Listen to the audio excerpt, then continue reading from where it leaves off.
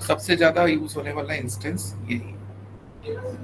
यहाँ पे कुछ सर्वर के एग्जांपल्स दिए गए हैं, सर्वर फार्म लगा हुआ है, सर्वर के कुछ एग्जांपल्स दिए गए हैं। अच्छा, एक चीज और मैं आपको क्लियर कर दूं, जरूरी नहीं है ये सारे सर्विसेज, ये जितने भी सर्विसेज हैं सारे अलग अलग सर्वर से। ये भी हो सकता हो कि वो एक ही सर्वर से हो, उसमें अलग अलग सॉफ्टवेयर्स पड़े हों। एक सिस्टम में एक से ज्यादा सॉफ्टवेयर्स हो सकते हैं ना, ऑब्वियसली हो सकता है, सैकड़ों सॉफ्टवेयर हम लोग के सिस्टम में पड़े रहते हैं, तो किसी एक सिस्टम से भी हो सकते हैं। यहाँ पे अलग अलग जो सैचुरेट करके दिखाया गया है वो इंटेंशनली इसलिए दिखाया गया कि to differentiate between the services they are offering. तो सबसे पहले शुरू करते हैं डीएनएस सर्वर से। डीएनएस सर्वर का क्या काम है? डीएनएस में पढ़ा भी चुका हूँ, आपको बता भी चुका हूँ what is DNS, domain name system. ये हमारे यूआरएल को आईपी और आईपी को यूआरएल में ट्रांसलेट करते हैं। ठीक है, दूसरा है हमारा टेलनेट सर्वर। टेलनेट सर्वर का क्या यूज है, कोई बताएगा? सर रिमोटली कोई करने के लिए होता है, जीमेल। रिमोट, रिमोट कनेक्शंस के लिए होता है। ईमेल सर्वर नाम से ही पता चल रहा है, ईमेल सर्विसेज के लिए, जैसे कि जीमेल हुआ, Gmail stand for Google mail, आपका याहू हुआ, रेडिफ मेल हुआ। ठीक है, बहुत सारे ऐसे ऐसे हैं जो आपको ईमेल सर्विसेज प्रोवाइड करते हैं। फिर आता है डीएचसीपी सर्वर। डीएचसीपी सर्वर क्या होता है?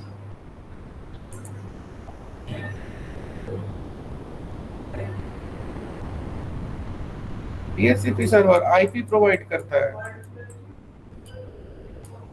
ठीक है, वेब सर्वर, वेब सर्वर क्या होता है?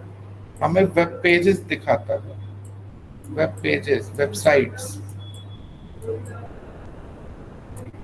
एफटीपी सर्वर क्या होता है, किस लिए होता है, कोई बताएगा? File transfer, perfect. File transfer sir, file transfer protocol sir. ये फाइल्स को ट्रांसफर करने के लिए यूज होता है। सबको एक साथ रख दिया, चाहे एक मशीन पे रख दिया चाहे अलग अलग मशीन को रख के आपस में जोड़ दिया, उसको कहेंगे सर्वर फार्म। ठीक है,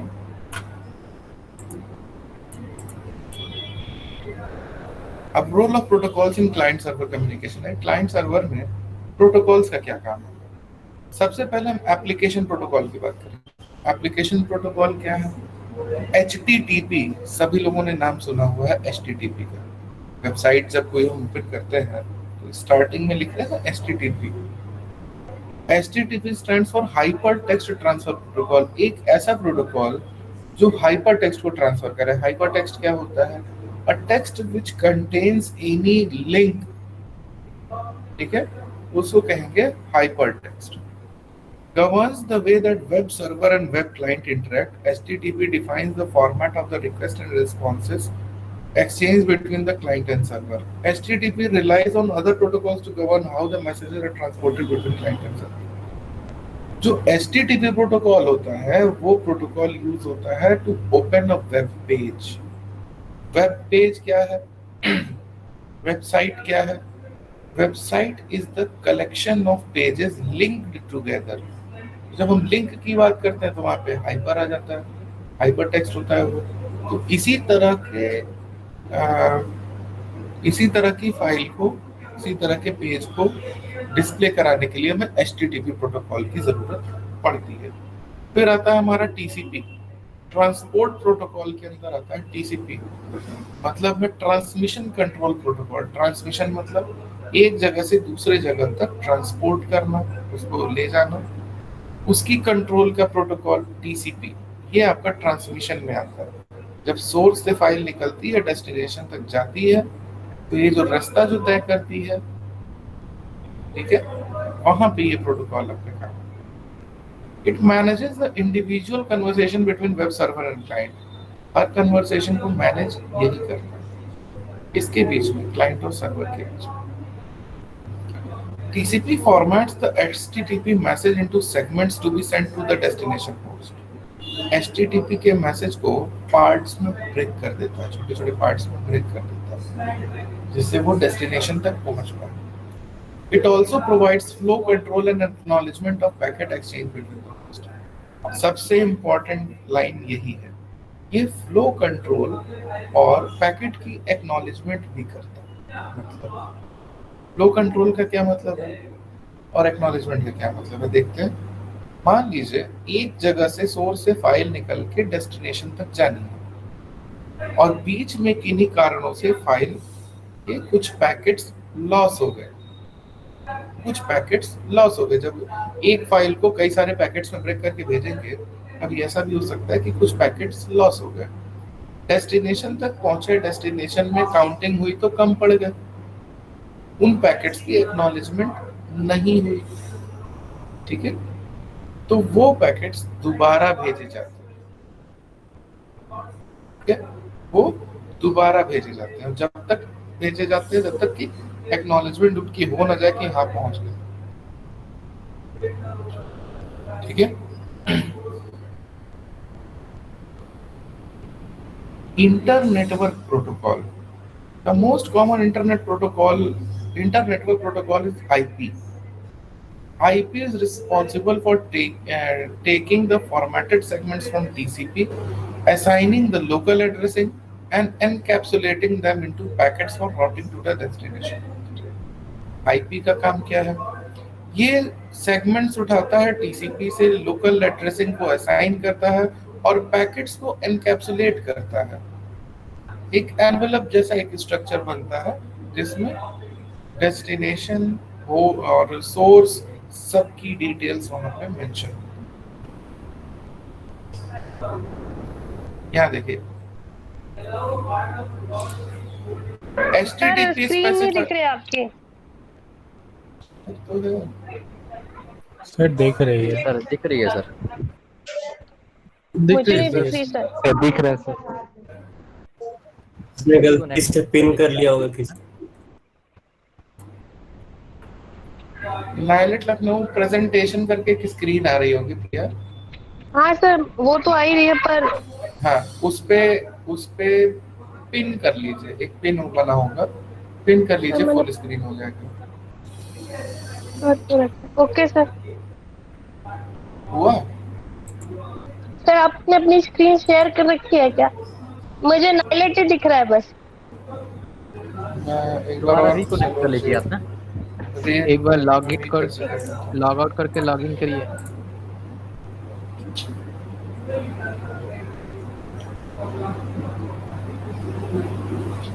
कुछ आया अंतर?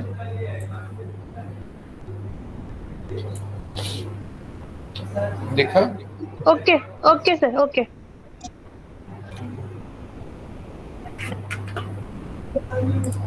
चलिए यहाँ पे जो हाँ बताइए सर बोल रहे हैं टीसीपी में एक क्वेश्चन है मेरा सर। टीसीपी में हम लोग टीसीपी जो रूल सेट करते हैं, मतलब एक कोड दे देते हैं, तो क्या इसको हम लोग ऐसे बोल सकते हैं कि टीसीपी का ये रास्ता है, इससे जाएगा? हाँ, कह सकते हैं। अभी पोर्ट्स आते हैं कि जैसे सिर्फ और सिर्फ डेटा पैकेट ही नहीं जाता। अभी तो मैंने एक्सप्लेन किया है कि एक पैकेट में एनकैप्सुलेशन होती है तो क्या क्या चीजें रहती हैं। अभी और भी चीजें रहती हैं। अभी डेस्टिनेशन पोर्ट, सोर्स पोर्ट, ये बाकी पोर्ट भी है। अब किसी भी सर्वर को कैसे पता चलेगा कि उससे किस चीज की रिक्वेस्ट की जा रही है? ठीक है, मैंने मान लीजिए अपना वेब ब्राउजर ओपन किया, एक रिक्वेस्ट किया गूगल से, उसको कैसे पता लगेगा कि मैं वेब पेज, यहाँ पे सर्वर फॉर्म तो इतना बड़ा है, बहुत सारी सर्विसेज प्रोवाइड कर रहा है। ठीक है, अब किस सर्वर से कौन सी रिक्वेस्ट जानी है? एक सर्वर में बहुत सारी सर्विसेज हो सकती हैं, हम उससे सर्विस मांग कौन सी रहे हैं ये कैसे पता लगेगा? ये पता लगता है पोर्ट नंबर से। ठीक है, पोर्ट नंबर से। जैसे HTTP है, जहां HTTP हमने लिखा, HTTP का पोर्ट नंबर कितना होता है? नहीं, ठीक है, 400 समथिंग सर, 448 या 400। HTTPS तो नहीं, HTTPS 80 से HTTP की बात कर रहे हैं। HTTP का 80 होता है ना। ठीक है, तो अगर हमने HTTP रिक्वेस्ट की है, पोर्ट 80 से रिक्वेस्ट की है, तो उस पैकेट में ये भी लिखा रहेगा पोर्ट 80। तो सर्वर उसे देखेगा, चेक करेगा, अच्छा 80 से रिक्वेस्ट आई है, मतलब वेब पेज दिखाना है। क्लियर है? अभी आ रहा है, आगे पोर्ट नंबर आ रहा है। तो हम लोग यहाँ पे थे। HTTP specifies the format of web page request from client and response from server, ठीक है। TCP determines the flow control and acknowledgement of packet exchange. IP identifies the source and destination and packets are sent across the network.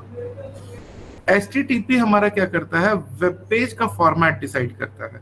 जो हमारा web page यहाँ से दिखाया जाने वाला होगा, उस वेब पेज का डिजाइन, उसका फॉर्मेट जो भी है वो रिप्रेजेंट करेगा। टीसीपी क्या करेगा, फ्लो कंट्रोल करेगा, यहां से इसको पहुंचाने की जिम्मेदारी है टीसीपी की यूजर तक, ठीक है। आईपी क्या करेगा, इस सोर्स को, इसको, जो भी वेब सर्वर है, इसको और इसको, इसकी पहचान कराएगा कि इससे इसके बीच में ट्रांसफर कराना है। ट्रांसफर कराने की जिम्मेदारी किसकी, टीसीपी की। क्लियर हो गया। आईपी क्या करेगा, इसकी पहचान करेगा और इसकी पहचान करेगा। इन दोनों के बीच में ट्रांसमिशन करानी है। ट्रांसमिशन की जिम्मेदारी कौन लेगा, टीसीपी लेगा। और क्या दिखाना है, इसकी जिम्मेदारी कौन लेगा, आपका एचटीटीपी लेगा। ठीक है, क्लियर हुआ।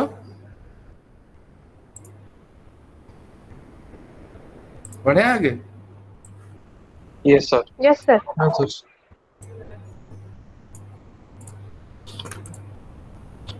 नेटवर्क एक्सेस प्रोटोकॉल यहाँ से शुरू करते हैं। हमने पहले ही पढ़ा है कि सबसे ज्यादा कॉमनली यूज होने वाला ईथरनेट है। Ethernet is the most commonly used protocol for local networks. Network access protocol perform two primary functions: data link management and physical network transmission. Data link management protocol take the packet from IP and encapsulate them into appropriate frame format for the local network. अब जो data link management का क्या काम है, ये packets उठाएगा, encapsulate करेगा उसे। एनकैप्सुलेट मतलब एनवेलप जैसा स्ट्रक्चर क्रिएट करेगा जिसमें सोर्स डेस्टिनेशन दोनों की डिटेल्स मेंशन होगी। These protocol assign the physical address to the frame, physical address मतलब MAC address, and prepare them to be transmitted over the network. The standards and protocol for physical media govern how the bits are represented on media, how the signals are sent over the media, and how they are interpreted by the receiving host. Network interface card implement the appropriate protocol for the media that is being used. जो भी NICs होते हैं उसमें जो भी media connected होती है, जैसे NIC अगर हम लैन कार्ड की बात करें तो इसमें जो मीडिया लगी है वो एक ईथरनेट केबल है, तो उसी के अकॉर्डिंग वो इंप्लीमेंट करता है प्रोटोकॉल। ठीक है,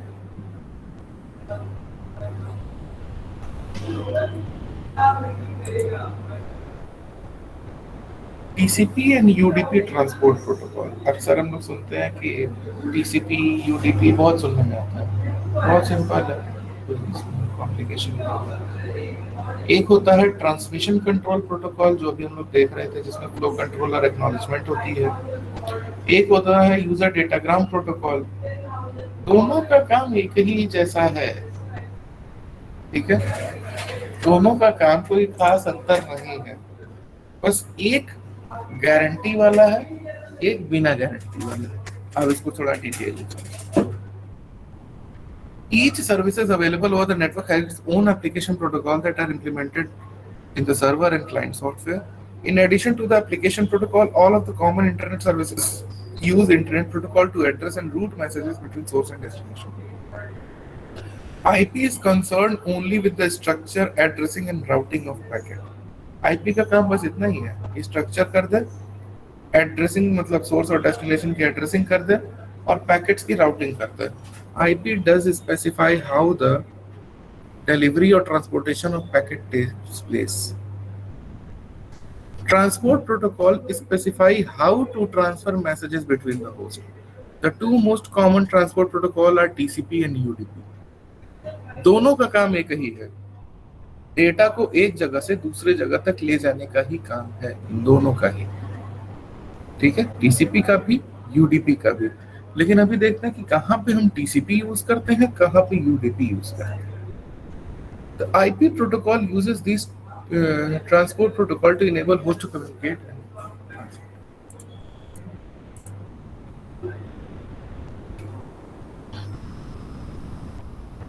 पहले मैं आपको TCP UDP ये समझा दूं, फिर आगे बढ़ते हैं। सबसे आगे TCP UDP की एक्सप्लेनेशन रखी हुई, मैं आपको TCP UDP पहले समझा देता हूँ। देखिए, जो ट्रांसमिशन कंट्रोल प्रोटोकॉल होता है TCP, ये अगर हमारा सोर्स है, ये हमारा अगर डेस्टिनेशन है, सोर्स डेस्टिनेशन, तो इसके बीच में डेटा को, पैकेट्स को ट्रांसफर करने का काम इसका है टीसीपी का। इस ट्रांसमिशन को कंट्रोल करता है। डेटा जब यहाँ से इनिशिएट होता है और यहाँ तक जाता है, जब ट्रांसमिट होता है, तो इसी को गवर्न करने का, इसी को कंट्रोल करने का प्रोटोकॉल टीसीपी है। लेकिन ये बहुत और अच्छी अच्छी चीजें फॉलो करता है। जैसे एक करता है कि अगर बीच में हमारे जो पैकेट्स हैं, पैकेट्स कैसे जाते हैं, एक अगर कोई नॉर्मल एक डेटा अगर आप भेज रहे हैं, उसको डिफरेंट पैकेट्स में ब्रेक किया जाता है। हर पैकेट का नंबरिंग भी होती है, ठीक है। यहाँ पे जब वो डिलीवर होता है, यहाँ से निकलता है तो पहले ब्रेक हो जाता है। मान लो एक को 4 पार्ट में ब्रेक कर दिया, यहाँ जब डिलीवर होगा तो फिर इनको अरेंज करके, इकट्ठा करके फिर यहाँ पे डिस्प्ले कराया जाएगा, ठीक है। यहाँ से यहाँ भेजा, मान लो एक कोई इसमें से हमारा मिस हो गया, सिंपली हम लोग देख के बता सकते हैं कि क्या मिस हुआ है। पैकेट नंबर 3 मिस हुआ है। यहाँ जाएगा, ये बोलेगा कि मेरे पास 1, 2 और 4 तो आए हैं, 3 नहीं आया है। यहाँ से रिस्पॉन्स जाएगा कि 3 नहीं पहुंचा, तो ये क्या करेगा, दोबारा सिर्फ और सिर्फ जो 3 रहेगा, 3 को वापस से इनके पास भेज देगा तुरंत से, ठीक है। मतलब इन केस अगर कोई पैकेट मिस भी हो जाता है तो टीसीपी की वजह से वो दोबारा भेज दिया जाता है। तो हमारे पास एक गारंटीड डिलीवरी रहती है कि जो डेटा हम भेजेंगे वो यहाँ जाएगा ही जाएगा, ठीक है। दूसरी चीज, सिक्योर होता है। अब जब इतना सारा ये जब ताम झाम करेगा, सिक्योर तो होता ही है। अब इतना ज्यादा जब ये ताम झाम करेगा तो ऑब्वियस सी बात है कि इसकी स्पीड कुछ कम रहेगी, ठीक है। स्पीड कुछ कम रहेगी। तो अगर हमें कोई ऐसी ट्रांसमिशन करनी है जहां पे हमें स्पीड से कहीं ज्यादा गारंटी चाहिए कि हमारे सारे पैकेट्स डिलीवर हो जाए, उस जगह पे हम टीसीपी यूज करते हैं, ठीक है। लेकिन यूडीपी क्या है, यूडीपी बस उठाता है और भेज देता है। यूडीपी से कोई मतलब नहीं है कि हमारे पैकेट अगर ब्रेक हो रहे हैं, ये सोर्स है, ये डेस्टिनेशन है, पैकेट अगर ब्रेक भी हो रहे हैं कोई दिक्कत नहीं है, ये दोबारा नहीं भेजेगा, ठीक। लेकिन कोई तामझाम नहीं होने की वजह से, एक्नॉलेजमेंट, फ्लो कंट्रोल, कोई तामझाम नहीं होने की वजह से इसकी स्पीड बहुत हाई रहती है, तुरंत भेज देगा। तो अगर हमें चाहिए स्पीड लेकिन गारंटी नहीं, मतलब भेजने को तो भेज देगा, ऐसा बहुत ही रेयर होता है कि बीच में ब्रेक होता है, लेकिन अगर हमें स्पीड ज्यादा चाहिए, उतनी रिलायबिलिटी नहीं चाहिए, तब वहां पे हम यूडीपी यूज करते हैं। कोई एग्जांपल बताएंगे डेली लाइफ में कोई यूडीपी का? अब इतनी अच्छी एक्सप्लेनेशन में तो कॉमन सेंस से भी एग्जांपल निकल के आ जाएंगे। Online game sir, multimedia video,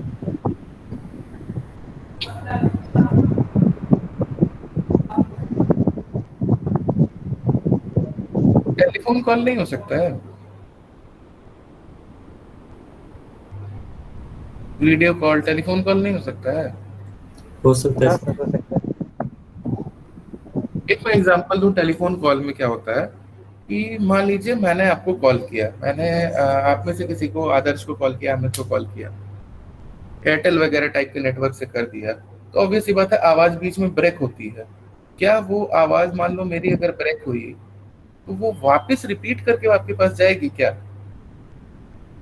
जो ब्रेक हो गई वो तो हो गई। नहीं सर, नहीं सर।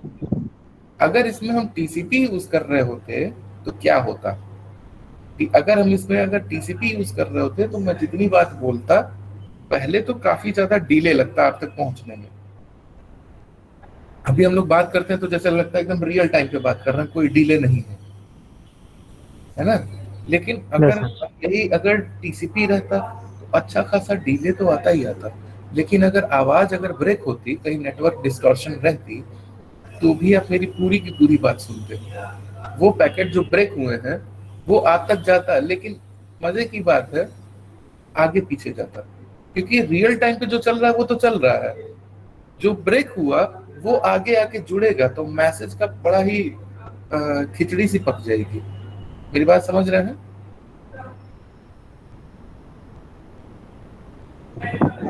Yes sir. जो ब्रेक होता यस सर। ये समय तो नहीं रुकेगा ना, टाइम तो अपने हिसाब से चलता रहेगा। और जब रियल टाइम की बात करते हैं तो जो टाइम का फ्लो हम लोगों का चल रहा होता है उसी टाइम के फ्लो पे सामने से भी हमें रिस्पॉन्स आ रहा होता है। तो अगर उसमें कुछ ब्रेक होता है और वो पैकेट दोबारा भेजा जाता है तो वो समय तो निकल चुका है, वो आगे के समय में वो आके ऐड होगा, मैसेज की खिचड़ी पक जाएगी। मैं बोलूंगा कुछ आपसे और आप फिर जम्बल्ड वर्ड्स बना रहे हो। ठीक है, यहाँ पे हमें क्या चाहिए? हमें पे रिलायबिलिटी नहीं चाहिए, यहाँ पे हमें स्पीड चाहिए, एकदम रियल टाइम पे रिस्पॉन्स। मैं बोल रहा हूँ तुरंत आप तक मेरी बात जा रही है। ठीक है, तो ये आपका यूडीपी। लेकिन अभी आप YouTube पे वीडियो देखते हैं, उसमें नेटवर्क डिस्टॉर्ट होता है तो उसमें तो वीडियो छोड़ देता है। नहीं सर। कोई स्किप तो होता नहीं है, वो तो फिर जहां छोड़ा है वहीं से आपको दिखाता है, अनटिल एंड अनलेस आप लाइव शो ना देख रहे हो। लाइव शोज जो होते हैं वो भी यूडीपी पे चलते हैं, वहां पे भी स्पीड चाहिए रियल टाइम डिलीवरी के लिए। जी बताइए। बोल रहे थे सर टीसीपी और यूडीपी एक साथ यूज किया जा सकता है क्या? एक साथ नहीं, दोनों अलग अलग तरीके हैं डेटा ट्रांसमिट करने के, सोर्स से डेस्टिनेशन तक डेटा पहुंचाने के अलग अलग से तरीके। हाँ, एक ही चैनल पे नहीं, आप अलग अलग चैनल से कर सकते। हाँ मतलब दोनों का अलग अलग कोड डिफाइन करके। जी, पोर्ट नंबर अलग रहेंगे, कोई सा पोर्ट नंबर तो अलग रहेंगे। आप अपने, जैसे मेरे कहने का मतलब है अपना लैपटॉप आप यूज कर रहे हैं, आप at a time live show भी देखते हैं, आप at a time web page भी ओपन करते हैं, एक यूडीपी चल रहा है एक टीसीपी चल रहा है, कोई इशू नहीं है। ठीक है सर अपन लोग ये ट्रांजैक्शन को यूडीपी का एग्जांपल मान सकते हैं? किस ट्रांजैक्शन को? कैसी ट्रांजैक्शन को? ऑनलाइन ट्रांजैक्शन जो कर रहे हैं। नहीं, उसको यूडीपी कैसे कह सकते हैं? वो तो एकदम सुपर टीसीपी है। वो तो टीसीपी फिर तो पैसा गया। सर वही लग रहा था। और ये जो विड्रॉल अमाउंट कहते हो कई बार जो स्किप हो जाता है वो भी टीसीपी का एग्जांपल होगा ना, क्योंकि हमें फिर से मैसेज मिल जाता है। आप मेरी बात समझ नहीं रहे। मैं क्या चीज बता रहा हूँ प्रिया, मेरे ख्याल से बीच में आपकी क्लास ब्रेक हो गई थी क्या? Yes sir, yes sir. मैं ये चीज बता रहा हूँ कि एक सोर्स है एक डेस्टिनेशन, ठीक है? सोर्स से डेस्टिनेशन तक हमने कोई पैकेट डिलीवर करना है, ठीक है? तो दो तरीके से डिलीवर होता है, एक होता है TCP protocol, transmission control protocol, और एक होता है यूडीपी। तरीके दो होते हैं, टीसीपी और यूडीपी। अगर हम टीसीपी प्रोटोकॉल की बात करें तो हाईली सिक्योर प्रोटोकॉल है। पैकेट्स को ब्रेक जब करता है, ठीक है, कोई पैकेट अगर मिस हो जाता है ट्रांसमिशन में तो ये उसको रिपीट दोबारा भेज देता है, जिससे पैकेट डिलीवरी की गारंटी रहती है। अगर इन केस कोई ब्रेक हो गया, ये मिस हो गया, तो ये क्या करेगा? पूरे डेटा को नहीं, जो मिस हुआ रहेगा उसी डेटा को वापस से इसके पास भेज देगा। तो कहने का मतलब है जो चीज यहां से चली वो चीज यहां पहुंचेगी ही पहुंचेगी, उससे कम नहीं होगी। लेकिन चूंकि इसमें कई सारे स्टेप्स लग जाते हैं तो टीसीपी गारंटीड तो है लेकिन थोड़ा स्लो पड़ जाता है। Time consuming. Okay sir. ठीक है। यूडीपी क्या करता है, यूडीपी को कोई मतलब नहीं, इसने भेजा बस भेजा, बाहर में जाए कोई दिक्कत नहीं, पैकेट उसमें मिस भी हुए तो भी इसको कोई फर्क नहीं पड़ेगा। तो यहां से यहां आने में इसने कोई स्टेप्स फॉलो किए नहीं, कोई तामझाम लगा नहीं, तो इसकी स्पीड ज्यादा होती है। तो हम लोगों को नेटवर्क पे बहुत सारे काम होते हैं जिसमें हम लोग को सिर्फ स्पीड से मतलब होता है, गारंटी नहीं चाहिए। जैसे हम लोग फोन कॉल करते हैं, ठीक है, फोन कॉल में हमें स्पीड चाहिए। स्पीड क्यों चाहिए? मैं यहाँ से बोल रहा हूँ, सामने वाला बंदा उसको रियल टाइम पे तुरंत बिना किसी डिले के वो सुने। बीच में चलो थोड़ी बहुत नेटवर्क डिस्टॉर्शन आ गई जैसे एयरटेल वगैरह में आती है, कोई चक्कर नहीं है, दोबारा बात बोल लेंगे, ठीक है, लेकिन स्पीड चाहिए ही चाहिए। अब आया समझ में? Yes sir. सर एचटीटीपी जो है वो ये टीसीपी यूज करता है सर। जी ठीक है सर। क्या आता है एक्सप्लेन एटलीस्ट में आ रहा है।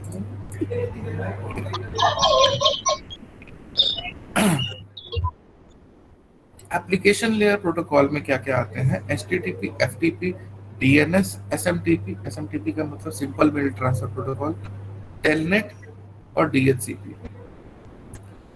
ट्रांसपोर्ट लेयर प्रोटोकॉल में क्या आते हैं? ट्रांसपोर्ट करने के काम आते हैं। देखो ये वाला जो है, ये वाला आपका एप्लीकेशन लेवल है, मतलब आपको डेटा डिस्प्ले कराने के लिए, किस टाइप का डेटा है, डेटा की फॉर्मेटिंग, ये सब के लिए। ये आपका डेटा ट्रांसमिशन के लिए है, सोर्स से डेस्टिनेशन के बीच में डेटा कैसे जाएगा, और ये सोर्स और डेस्टिनेशन की आइडेंटिटी के लिए है, ठीक है, उसको रिप्रेजेंट करता है।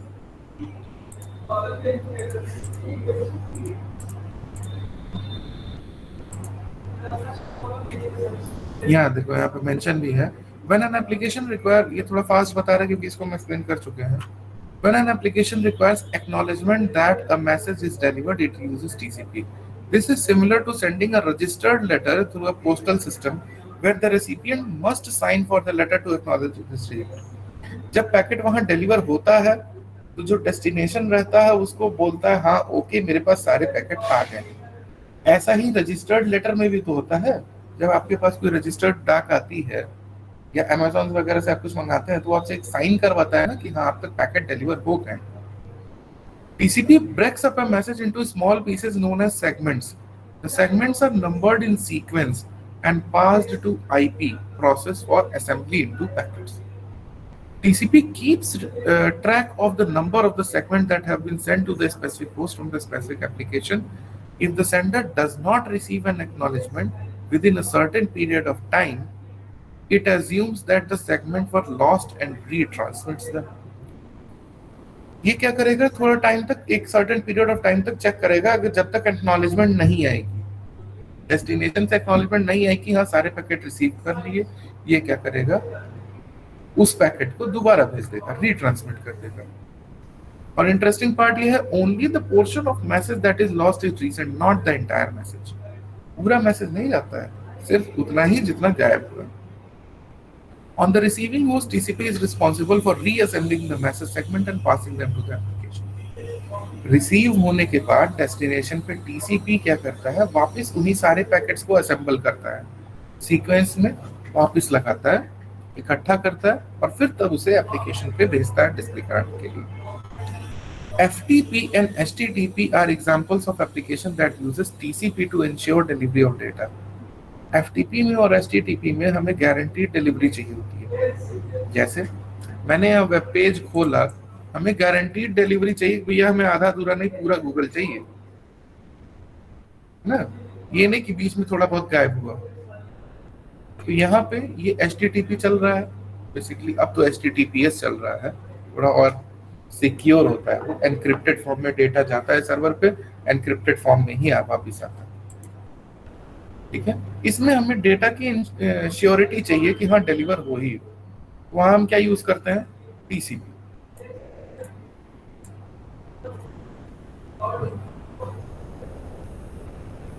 Basic diagram. In some cases, the TCP acknowledgement protocol is not required and actually slows down the information transfer. In those cases, UDP may be more appropriate transfer protocol. अगर हमें स्पीड चाहिए तो UDP, security चाहिए तो TCP। Simple. UDP is the best effort delivery system. पूरी कोशिश करता है। That does not require acknowledgement for receipt. इसमें acknowledgement वगैरह की जरूरत नहीं है। This is similar to sending a standard letter through postal system. It is not guaranteed that the letter received, but the chances are good. ठीक है? सुन के थोड़ी तसल्ली। UDP is the preferable with applications such as streaming audio, video, and voice over IP acknowledgement would slow down delivery and retransmissions are undesirable. Acknowledgement करेंगे तो slow down होगा, performance कम होगी, और रीट्रांसमिशन करेंगे तो फिर खिचड़ी पक जाएगी। An example of application that uses UDP is internet radio.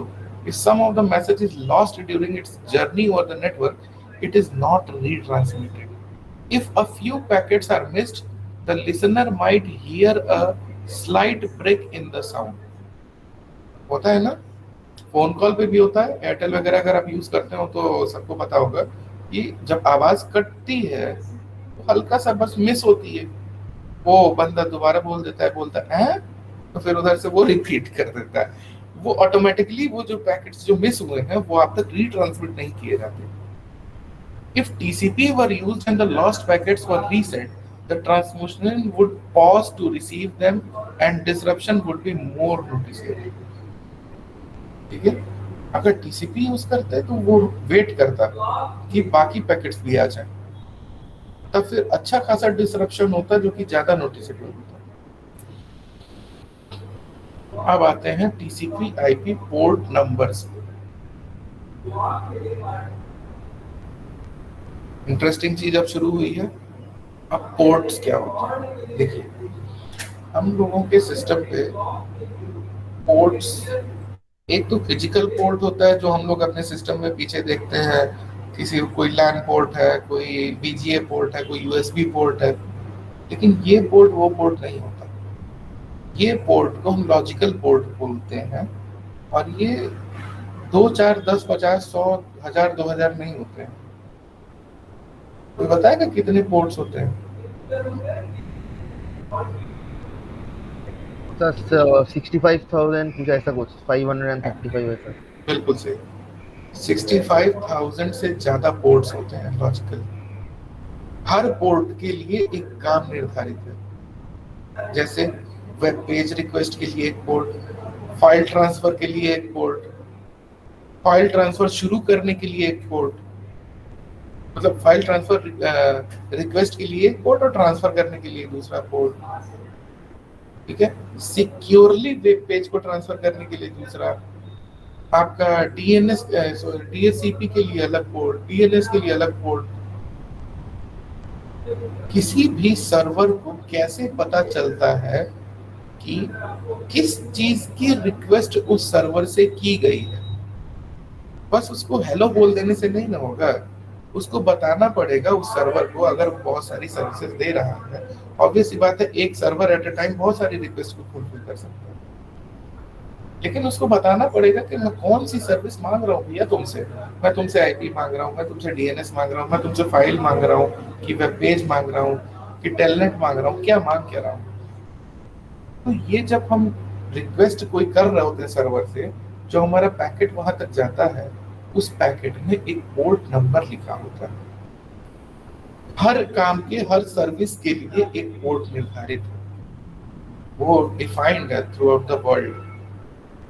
जैसे ही वो पोर्ट नंबर वो सर्वर देखता है, वो समझ जाता है कि उससे किस टाइप की सर्विस मांगी गई। When a message is delivered using either TCP or UDP, the protocols and services requested are identified by the port number. ध्यान से इसको पढ़िएगा। A port is a numeric identifier within each segment that is used to keep track of a specific conversation and destination services requested. every message that a host sends contains both source and destination port. हर वो message जो host भेजता है उसमें source port और destination port दोनों रहते हैं। पहले बात करते हैं, स्टार्ट करते हैं डेस्टिनेशन पोर्ट से। डेस्टिनेशन पोर्ट क्या? A client places a destination port in the segment to tell the destination server that what service is being requested.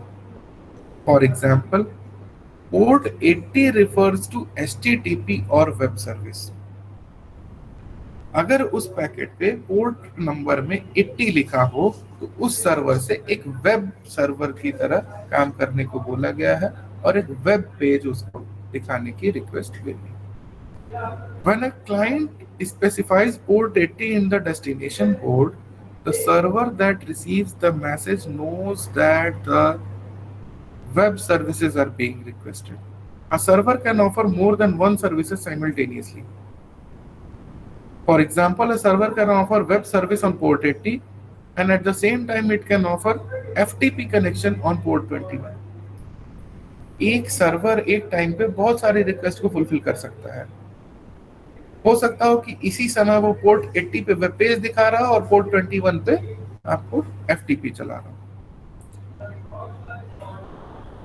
अब देखते हैं सोर्स पोर्ट क्या होता है।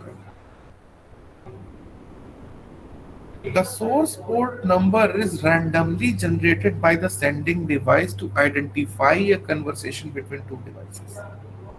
सोर्स पोर्ट क्या होता है? जब हम कोई रिक्वेस्ट करते हैं किसी सर्वर से तो जो सोर्स पोर्ट नंबर है वो हमारी डिवाइस से रैंडमली जनरेट किया जाता है जो हमारी कन्वर्सेशन को आइडेंटिफाई करता है दोनों डिवाइसेस के बीच में। दोनों डिवाइसेस मतलब मेरे और सर्वर के बीच में। This allows multiple conversations to occur simultaneously. In other words, multiple devices can request HTTP service from web server at the same time. ठीक है? अच्छा, अभी तो हम ये बात कर रहे थे कि एक सर्वर से एट अ टाइम बहुत सारे तरह की सर्विसेज दी जा सकती है, लेकिन ये भी तो हो सकता है कि वो सर्वर बहुत सारे अलग अलग सिस्टम को एक ही सर्विस दे रहा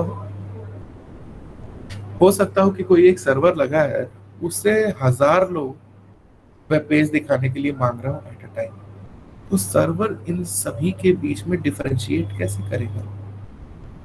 वो करेगा उस पैकेट पे लिखे सोर्स पोर्ट नंबर से। ठीक है, source port number randomly generate किए जाते हैं हमारे ही सिस्टम के द्वारा जो कि क्लाइंट्स होते हैं। ठीक है, और उन्हीं नंबर्स के अकॉर्डिंग वो डिस्टिंग्विश करेगा कि ये रिक्वेस्ट यहाँ, ये रिक्वेस्ट यहाँ, ये रिक्वेस्ट यहाँ, इसमें क्या दिखाना है, इसमें क्या दिखाना है। ठीक है, the source and destination ports are placed within the segment that is the segments are then encapsulated within an IP packet. The IP packet contains the IP address of the source and destination. The combination of source, ये line बहुत important है, आगे बहुत काम आएगी आपके। The combination of source and destination IP and the source and destination port number is known as a socket. ठीक है, इसको सॉकेट बोलते हैं। किस चीज की कॉम्बिनेशन होती है?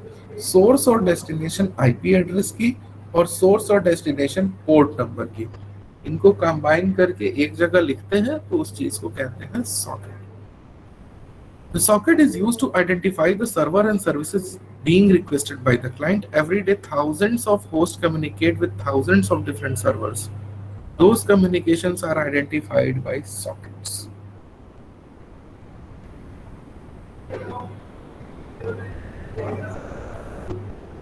बात करते हैं डीएनएस की। डीएनएस दोबारा बताने की जरूरत है किसी को? No sir. आप में से किसी एक को भी जरूरत है डीएनएस वापस से बताने की तो बताइए, मैं करा दूं।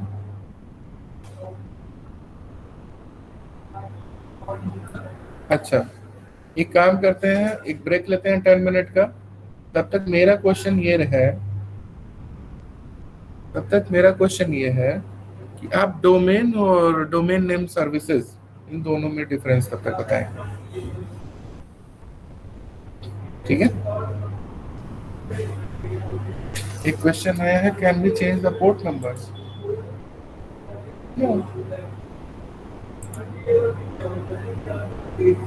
ठीक है क्लास, फिर एक ब्रेक लेते हैं 10 मिनट का। तब तक आप लोग ये स्लाइड ओपन रहेगी, आप डोमेन और डोमेन नेम सिस्टम में डिफरेंस बताइएगा। Okay sir. सर एक ना प्रॉब्लम हो रही थी, मैं ये ई कंटेंट एक्सेस नहीं कर पा रहा हूँ सर वेबसाइट से। अमन ई कंटेंट नहीं एक्सेस कर पा रहा है, हाँ जी सर। यहाँ पे एक्सेस कर रहे हैं ये। हाँ जी सर।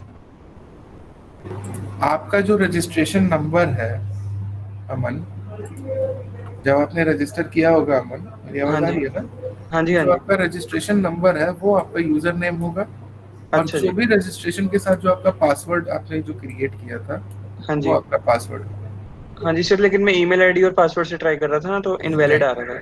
नहीं, इन बार ठीक वो है। ईमेल से नहीं, ठीक है वो सर। इस बार हम लोगों ने चेंज किया। पहले वाले जब तक जो बैच चले हैं उसमें हाँ जी। ईमेल आईडी और फोन नंबर से चलता था, ठीक है सर। लेकिन ठीक अभी है। हम लोगों ने कनेक्ट कर दिया उसको आपके रजिस्ट्रेशन से ही। ठीक है सर, थैंक यू सर। जो आपका रजिस्ट्रेशन नंबर है वो डालिएगा, जो पासवर्ड है वो, ओके सर। उसको रोज का रोज करना है। उसमें हर डेली का उसमें कंटेंट पड़ा हुआ है, डेली का डेली कंटेंट ब्राउज करना है, क्वेश्चंस जो है उसको सॉल्व करना है। ठीक है सर। ठीक है।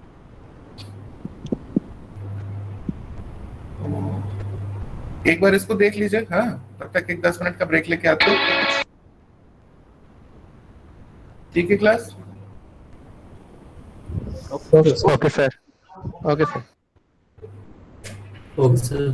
Okay class.